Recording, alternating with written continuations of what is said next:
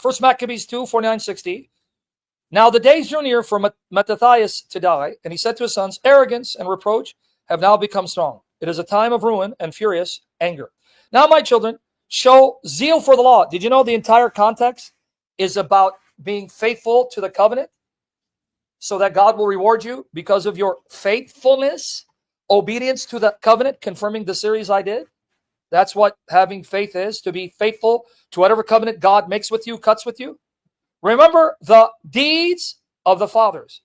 Notice it's not simply affirming mentally, right? Believing verbally or in your heart. It's doing, acting on your faithfulness. The deeds of the fathers, which they did in their generations, and received great honor and an everlasting name. Why? Because of what they did in showing their faithfulness to God by obeying the covenant. Was not Abraham found faithful when tested, and it was reckoned to him as righteousness? Joseph, in the time of his distress, kept the commandment. Notice it's all about obedience. It's all about obedience. That God will reward you with immortality and everlasting name. Joseph, in times kept the commandment and became Lord of Egypt.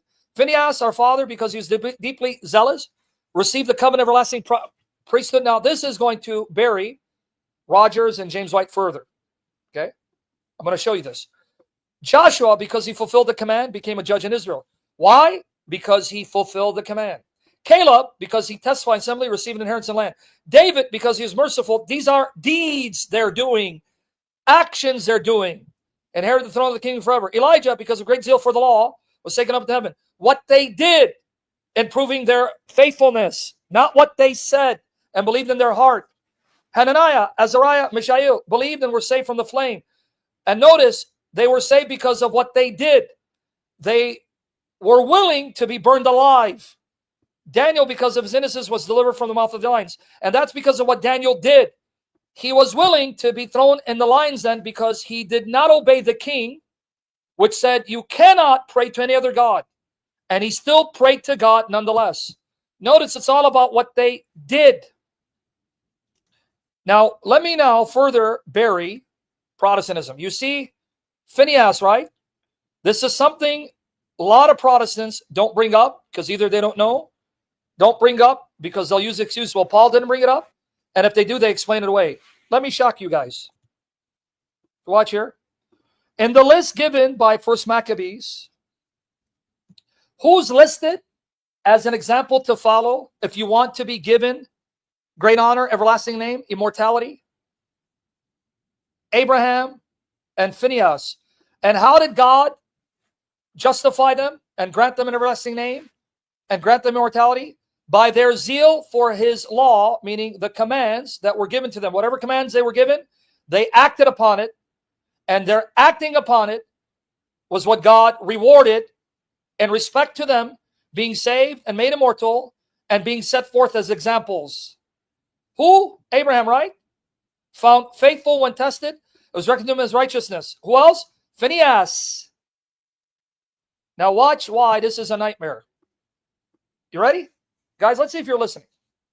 And he believed the Lord, and the Lord reckoned to him as righteousness. The Hebrew and the Greek of Genesis 15:6 and Psalm 106, 30, 31, identical. Watch. And how many times have you heard Protestants bring this up? Either they're ignorant of it, or they ignore it because they say, well, Paul didn't mention it. So what? He didn't mention it. You still want sola scriptura, total scriptura, right? All of Scripture? Or they'll try to explain it away because it's embarrassing. Watch here. Watch here. Then Phineas stood up and interceded, and the plague was stopped. And that has been reckoned to him as righteousness from generation to generation forever. Damn. Exact same language in Hebrew and Greek. Reckoned to him as righteousness for what he did. Used for Abraham. Now let me show you what he did. You seeing the language? How many times have you heard James White, even though he tried to write a section on it in his book, God Justifies, Anthony Rogers, Matt Slick, bring up Phineas? Have you heard them mention Phineas? That by his deed, proving his zeal for the law, that deed was credited as righteousness, and that deed was rewarded with an everlasting priesthood. Whereas Abraham's deed rewarded him with seed that would bless the nations. Now, notice Phinehas, what he did to stop the plague, the wrath that God brought upon Israel for their immorality, committing sexual immorality, orgies, and worship of Baal with the Moabite women. What he did was credit to his righteousness from generation to generation forever. Same language applied to Abraham. Reckoned to him his righteousness. Now, what did he do? What did he do? Let's see. Here it is. Numbers 25, 1-13. While Israel was staying at Shittim, the people began to have sexual relations with the women of Moab, committing orgies as an act of worship to Baal. These invited the people sacrificed to their gods, and the people ate and bowed down to their gods. Thus Israel yoked itself to the Baal of Peor, and the Lord's anger was kindled against Israel. The Lord said to Moses, take all the chiefs of the people and impale them in the sun before the Lord, in order that the fierce anger of the Lord may turn away from Israel. Moses said to Israel, each of you shall kill any of your people who have yoked themselves to the Baal of Peor. Now watch Phineas. Just then, one of the Israelites came and brought a Midianite woman into his family in the sight of Moses and in the sight of the whole congregation of the Israelites, while they were weeping at the entrance of the tent of meeting. When Phineas, son of Eleazar, son of Aaron the priest, saw it, he got up and left the congregation. Taking a spear in his hand, he went after the Israelite man into the tent and pierced the two of them. Remember he said impale them? He killed them, piercing them through, pinning the man and the woman together. The Israelite woman through the belly. See, God is no lovey-dovey Jesus, right? No hippie. God is anger, will consume you and crush you without mercy because you have no excuse. So the plague was stopped. This is what it's referring to among the Israelites. Nevertheless, those who died by the plague were 24,000. The Lord spoke to Moses saying, Phineas, son of Eleazar, son of Aaron the priest, has turned back my wrath from the Israelites by manifesting such zeal among them my behalf, that in my jealousy I did not consume the Israelites. What he did stopped me from wiping them all out. Therefore, say, I hereby grant him my covenant peace.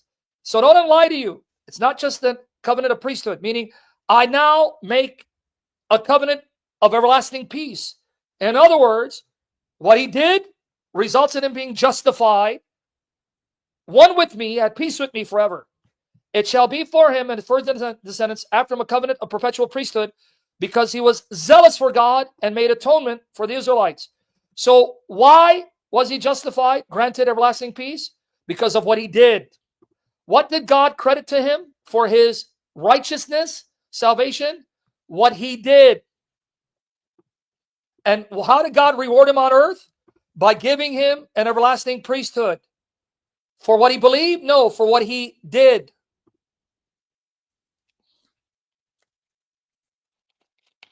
Right? So what did God credit to him as righteousness? Not only lie to you, it's not just he gave him a priesthood. He gave him everlasting peace.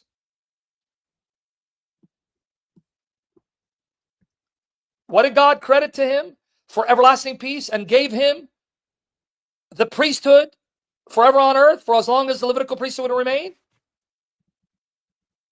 For what he did. That was what God credited. Phineas stood up and interceded, and the plague was stopped. And that has been reckoned to him as righteousness from generation to generation forever. Why don't they quote this? Why haven't you heard these Bible perverts quote this? And when they do quote this, why do they lie to you and say, no, it was credited to him as a reward on earth, an earthly reward, a priesthood, when that's not the only thing it says. It says what he did resulted in God giving him a covenant of peace. Why aren't they quoting this? Anyone tell me?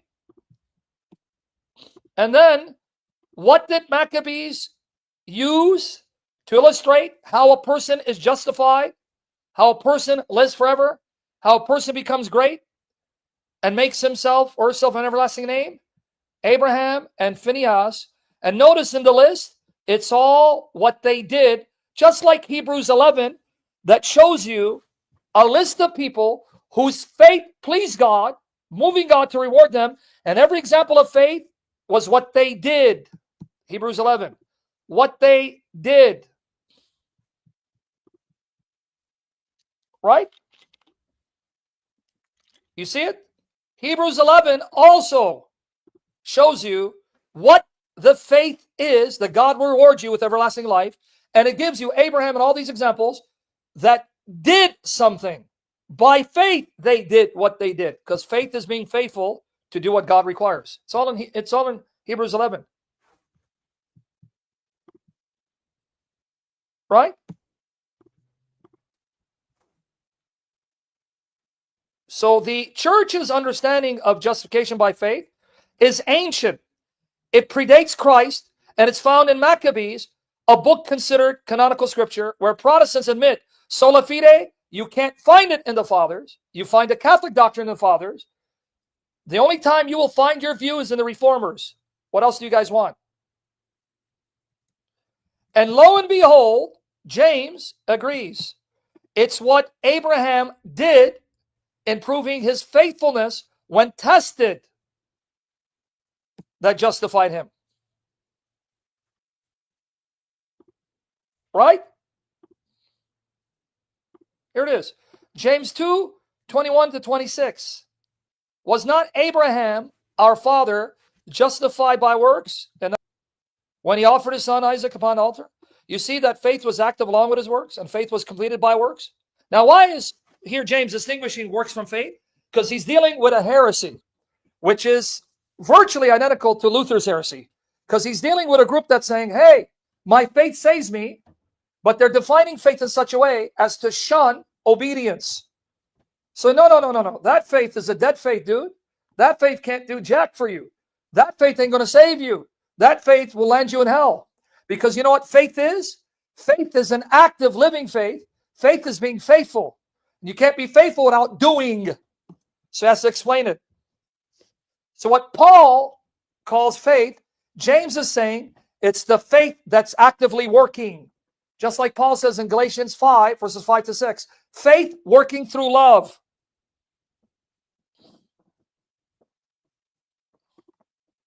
Right? And I'm going to show you proof that what James calls faith working, faith that works, faith that actively is working, faith and works is what faith is, because there is no faith without working. I'm going to prove that he's defining it the same way Paul does, because that's what Paul means by faith. I'll prove it in a minute. All right. Was not Abraham our father justified by works when he offered his son Isaac upon the altar? You see that faith was active along with his works, and faith was completed by works.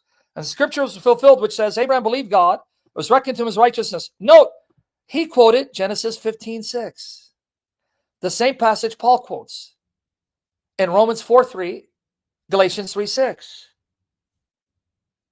And he was called the friend of God. You see that a man is justified by works, not by faith alone. What a nightmare to these Protestants. The only time faith alone appears is the negation of it, not an affirmation of it. Okay? And in the same way, was not also Rahab, the harlot, justified by works?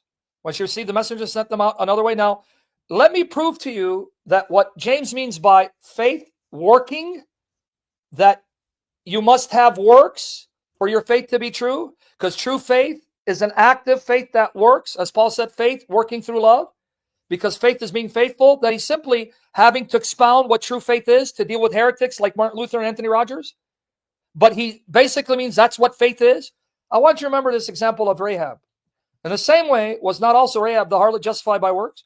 When she received the messengers, sent them out another way. Now watch, what Paul calls faith is what James is calling works of faith. Because they mean the same thing, but they have to express it differently because of their audience. So I want you to see this example. For as the body apart from the spirit is dead, so faith apart from works is dead.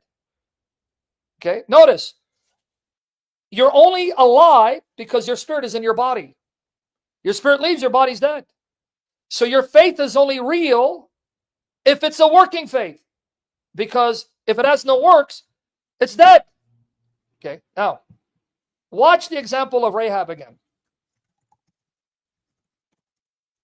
Hebrews is attributed to Paul. Okay, watch here. Hebrews is attributed to Paul. James 2:25. Likewise, was not Rahab the prostitute also justified by works when she welcomed the messengers, sent them out by another way, another road? Now let me prove to you that what James calls a working faith is what faith is. In other words, James and Paul are both saying the same thing and have the same meaning of faith in mind, but James has to expound, elaborate on it, because he's dealing with heretics like Anthony Rogers who teach that faith is separate from works. So you're justified by faith, not by works. He's saying, no, that's not faith, dude. That faith can't justify anyone, because the way they define faith is covenant faithfulness. The obedience, which is faith. How do I know that's what James is dealing with? Heretics like James White, who butcher what faith is, so he has to now correct their definition for the right definition of what faith is. Here's the example. He says what Rahab did was works that justified her. But in Hebrews 11:31, it says what Rahab did was faith. Same example.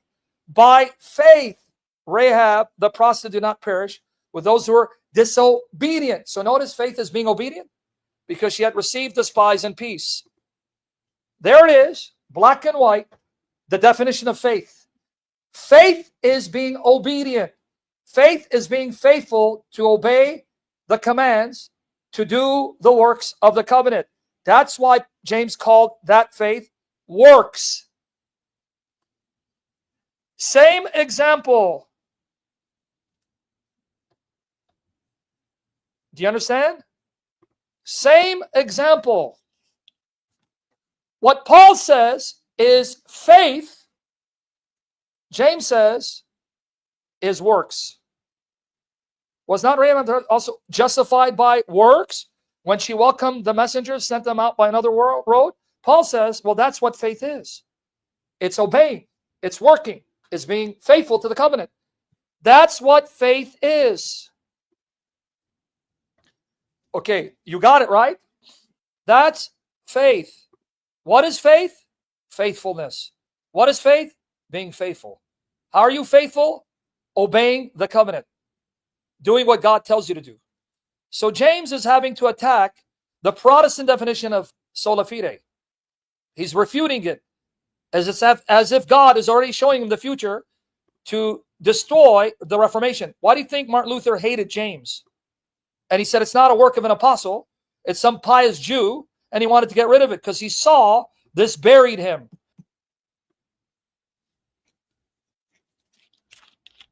Martin Luther admitted it could not be done. But remember, they have Logos, Accordance, Bible software. So they're better than Martin Luther.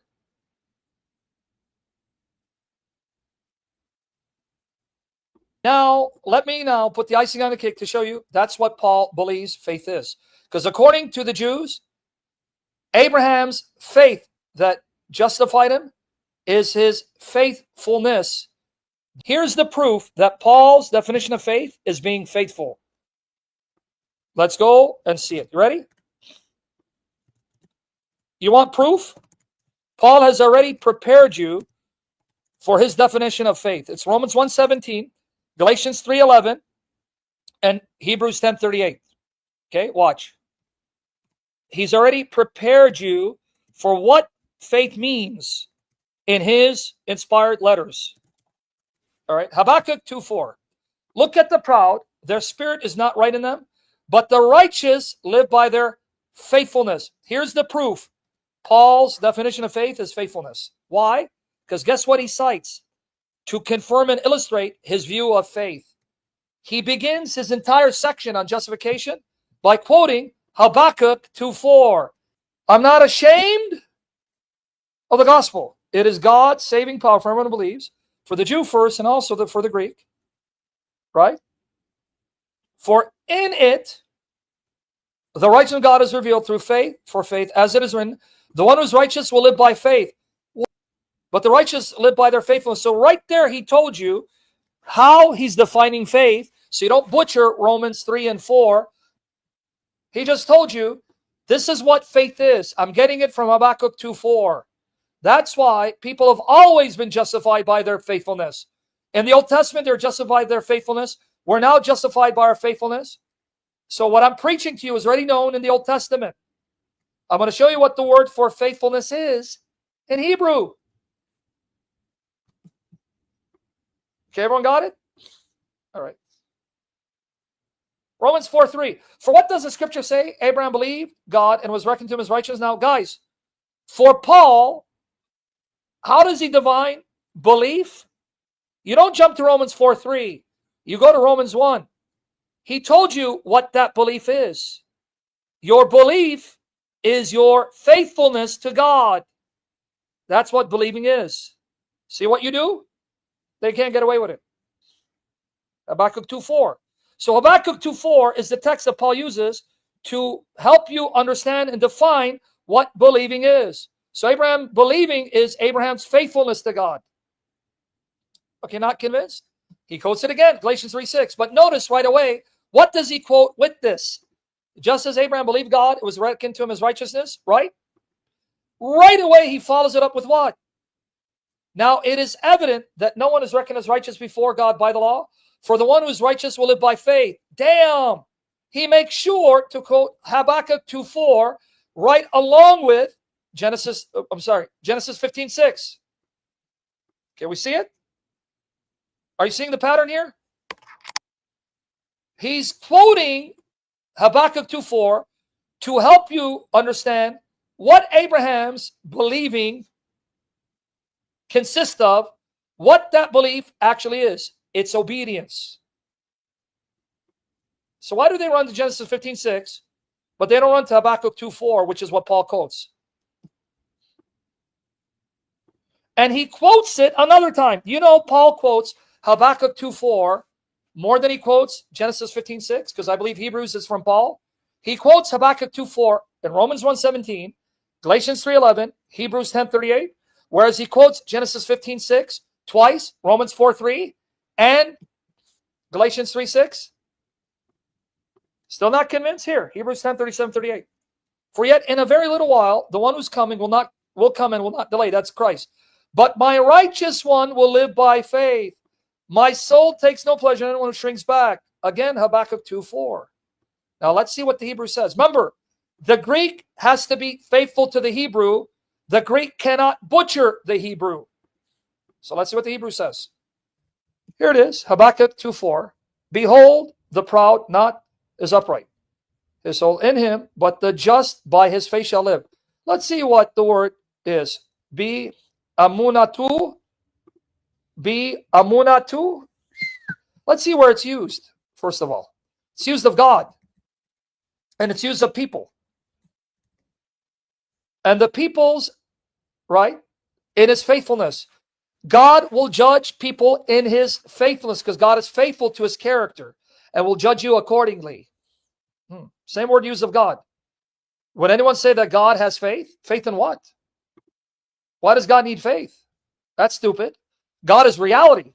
He is the truth. He is reality, right? Reality only exists because of him. He doesn't have to have faith in something. He already knows what a thing is and what a thing will do, right? What's the word? Emunah.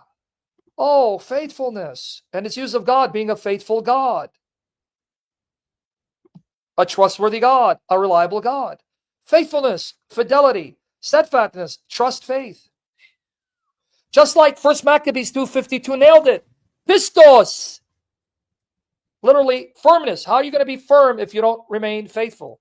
Figuratively, security. How can I trust you? How can I feel secure if you prove unfaithful, right? Morally, fidelity, faithful, set, office, stability. How are you stable if you're not faithful? How are you steady if you're not faithful? How are you truthful if you're not faithful? Amuna, literally firmness, figuratively security, morally fidelity, faithfully, faithfulness, set, office, stability, steady, truly, truth, fairly. Firmness, steadfastness, fidelity. How are you firm if you're not faithful? How are you steadfast if you are easily shaken and turned back? Faith, faithful, faithfully, faithfulness, honest, honestly, responsibility, stability, steady, trust, truth. Noun, feminine, firmness, steadfastness, fidelity, firmness, steadfastness. How you stand firm and unshakable if you're not faithful to the covenant. His hands were steadiness, steadfastness of thy times, faithfulness, trust. On and on it goes. Man of great faithfulness, right? Who breathed out faithfulness, showed forth righteousness, God, right? A righteous man by his faithfulness liveth. It's a divine attribute of God. God is faithful. That's one of his attributes. He is Amunah. His faithfulness shown in his works. Damn. Psalm 33:4. In his commands, in affliction, being faithful in affliction, not turning back. God is faithful in his oath to David. And his faithfulness reaches to the skies. He never is faithless. Unto all generations, God is faithful in all generations.